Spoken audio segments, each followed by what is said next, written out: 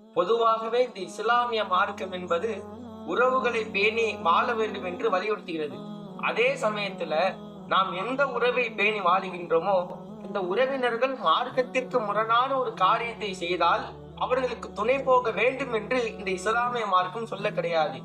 இன்றைக்கு நமக்கு மத்தியிலே உறவா மார்க்கமாங்கிற ஒரு நிலைமை வந்துருச்சுன்னா நாம் அதிகபட்சம் நம்முடைய உறவினர்களை தான் தேர்வு செய்யக்கூடியவர்களாக இருக்கின்றோம். இந்த மார்க்கத்தை அலட்சியம் செய்யக்கூடியவர்களாக மாறிவிடுகிறோம்.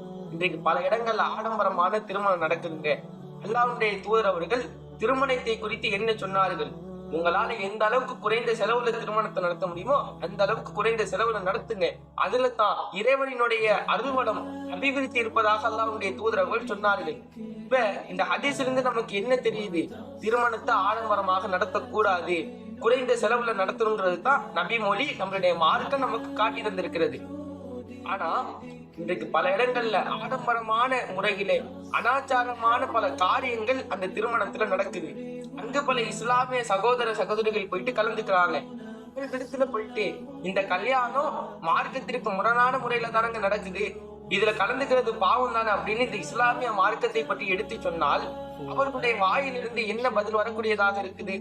திருமணம் என்ன ஊர்ல எவனுக்கோ ஒருத்தனுக்கா நடக்குது, பக்கத்து வீட்டுக்காரனுக்கா நடக்குது, என்னுடன் பிறந்த சகோதர சகோதரிக்கு தானே நடக்குது, நான் அந்த திருமணத்துல கலந்துக்கணும் தானே அப்படின்னு சொல்லிட்டு அவங்க மார்க்கத்திற்கு முரணான ஒரு காரியத்தை செய்தாலும் பரவாயில்லை, எனக்கு என் மார்க்கம் வேண்டாம், எனக்கு என்னுடைய உறவுகத்தால் முக்கியம் என்று சொல்லி தன்னுடைய உறவின் பக்கம் சாயக்கூடியவர்களாக இன்றைக்கு அதிகமானவர்கள் மாறிவிடுகிறார்கள்.